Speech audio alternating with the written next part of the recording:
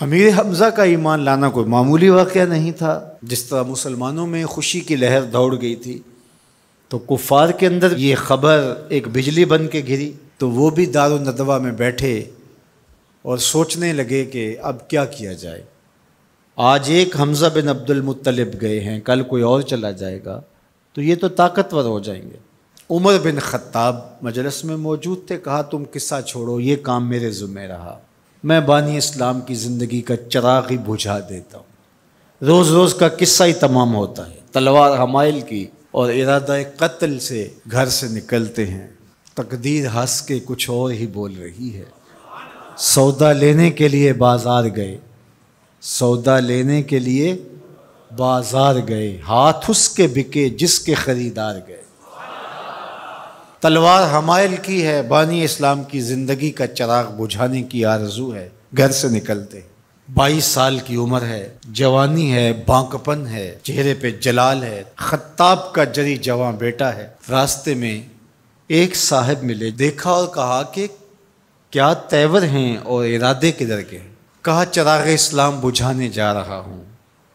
کہا اس کی روشنی تو تمہارے گھر میں بھی پہنچ گئی ہے۔ پوچھا کیا ماجرا ہے؟ کہا تمہاری بہن فاطمہ بنت خطاب اور تمہارے بہنوئی سعید وہ بھی اس آقا کے غلام بن گئے۔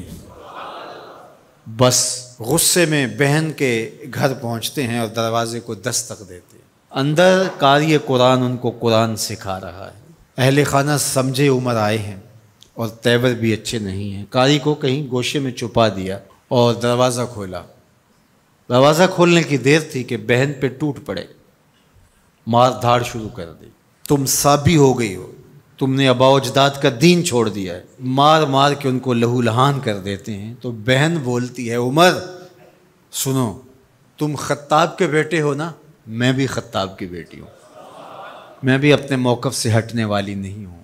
حیرت زدہ ہو جاتے ہیں کہ اس عورت کے اندر یہ بجلیاں کیسے آ گئیں۔ تو سوچنے لگے اور کہا اچھا جو تم پڑھ رہے تھے مجھے بھی سناؤ۔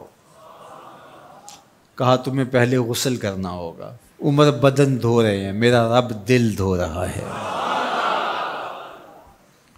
اتنے میں قاری قرآن کے ورق لے کے آ گیا اور تلاوت ہوتی ہے طٰہٰ ما انزلنا علیک القرآن لتشقی، اے 14ویں کے چاند محبوب، ہم نے قرآن اس لیے نازل تو نہیں کیا تھا کہ آپ مشقت میں ہی پڑ جائیں۔ تلاوت ہوتی جا رہی ہے، عمر کی آنکھوں سے آنسو ٹپکتے چلے جا رہے ہیں۔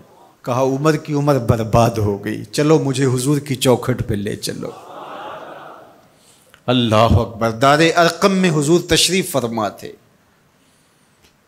تلوار اس طرح حمائل کی ہوئی ہے اور اسی حالت میں حضور کی دہلیز پہ جا رہے ہیں۔ دروازے کے سوراخوں سے دیکھا صحابہ نے، کہا کہ عمر آ رہے ہیں، تلوار ہے ہاتھ میں۔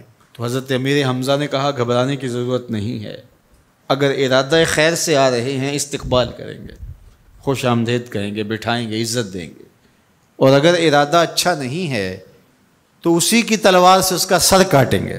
دروازہ کھلتا ہے، عمر حضور کے سامنے آ کے بیٹھتے ہیں اور میرے حضور کہتے ہیں عمر ابھی وہ وقت نہیں آیا کہ تم اسلام لے آؤ، اور یہی وقت تھا عمر کے اسلام لانے کا۔ حضرت عمر کلمہ پڑھتے ہیں اشہد ان لا الہ الا اللہ وحدہ لا شریک لہ واشہد ان محمدا عبدہ ورسولہ۔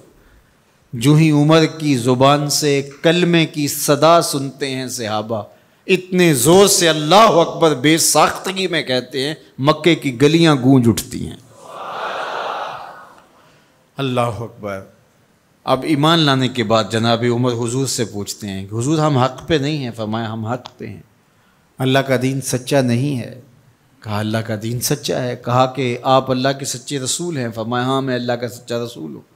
تو کہا پھر ہم چھپ کے نمازیں کیوں پڑھیں، ہمیں صحن حرم میں جانا ہوگا۔